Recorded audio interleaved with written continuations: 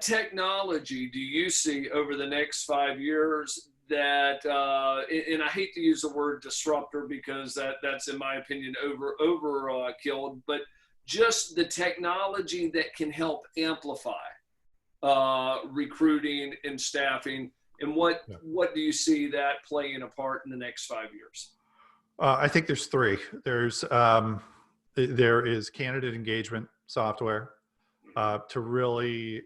One of the things that we see all the time working with staffing and recruiting companies is that the focus is so much on getting people through the door, and then once they get into the database, they're kind of thrown into this black hole, and people really struggle to optimize that database, and so they're always focused so much on the people who are active today, actively looking for a job, unemployed, and the shelf life of that is so short, and the competition is so high, and there just aren't as many of those people. So what we really need to look at is how do we optimize the candidate relationship throughout the entire life cycle of that candidate, right? So it's not just when they are looking for a job today, but it is, when they're on an assignment with somebody else, or when they've taken a job with somebody else. How do we keep engaged with them?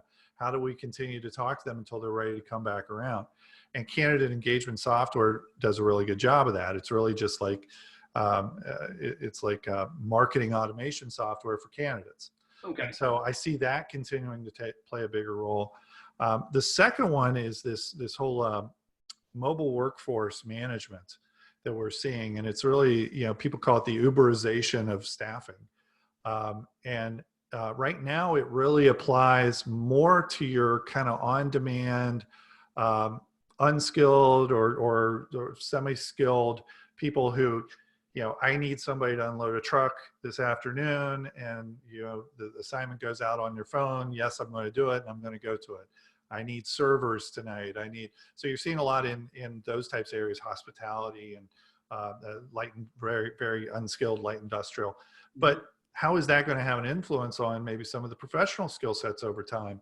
Because candidates like that. Everybody likes to use their Uber and their Lyft apps, both on the rider and the driver's side. So we're seeing that more and more. I think that's going to be a real disruptor. That's taking off, even though that's newer than candidate engagement software, where it's taking off faster. There's more, there's more around that. And then the last one, which probably it may be the most practical to across, or most applicable across groups of recruiters, is just this artificial intelligence and this automation of sourcing, and really being able to effectively go out and do sourcing of candidates, get those into your database. We're never going to completely replace, nor should we replace, the interaction with humans, because they still need to talk to them, and that's what attracts them to them. But being able to do a lot of the stuff that as recruiters we do on a day-to-day basis that really doesn't need to be done by a skilled recruiter, if that can be automated, and we have certain things that are automated, not only automated, but have artificial intelligence and machine learning that gets better and better and better as time goes on, you're really talking about having automated artificial intelligence assistants, recruiting assistants.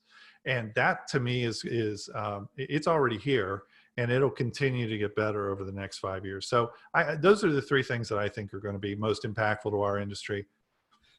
Do you think it's going to be like the automated attendant, where it's going to kind of amplify where you can put other resources, or do you think that that's going to be used against the industry? Because everybody, whenever I've always looked at it, and this is a vendor that's watched the recruiting and staffing industry for 30 years, whenever there's new technology, everybody gets concerned because it's going to replace them. And I typically find that the recruiters do a much better job utilizing that. How do you see that sourcing, in particular, that sourcing, is that going to be something that's going to amplify, or is that something that recruiters need to start differentiating themselves over that? I think it's going to really enhance what we do. I think it's going to help us.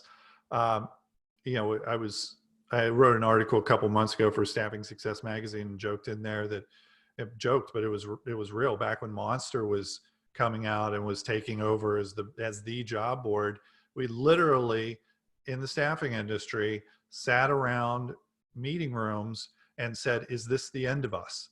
is Yeah. Monster going to be the end of us? And of course, it hasn't been. We ended up being the biggest customer to Monster and Career Builder and Indeed and all that. So, but you see that over and over and over again. I don't see any of this replacing us in the industry. There may be certain sectors, maybe hospitality gets really, gets really good at that and automated. But even in that area, I think you still have to have that human element. You see that with a lot of these human cloud organizations where they tried to completely automate it. And many of those have either completely abandoned that, where they've decided just to sell their software instead of do it as a service, or in some cases like Upwork, which is the largest human cloud company right now, they decided to hire some recruiters in so that they had more of a human touch element to it. So I think you're still going to have that. I always equate it, rather than to the travel agency, the travel agent industry, which pretty much got rid of most of the travel agents with automation and with websites. I look at it much more as like the real estate industry, where it has enhanced them. It's allowed them to do their job better. But you still, at the end of the day, most people will still go and get a realtor because it's complicated, right? You can do a lot of it, but it's very few people try and take it all on their own. I still see that with the staffing and recruiting industry. Well, outstanding. Now, Tom, if somebody wants to get in touch with you and they say, you know what, I like what I hear here, and I think we need some additional exposure to Tom. How do they work with you? How would somebody get in touch with you? It's really easy. They can go to our website, talentresources.com. It's spelled like tall and 2 L's and 2 N's, talentresources.com. They can reach out to me via email, tom@talentresources.com. And, we do consulting, recruiting, and training for the staffing and recruiting industry. So if anybody has needs like that, that's what we do. Well, outstanding, Tom. I appreciate you joining me today. And, like I said, I know I'll see you out on the conference schedule and all of that good stuff, but I certainly appreciate you joining me. All right. Thanks, Wilson. Thanks for having me. Thank you.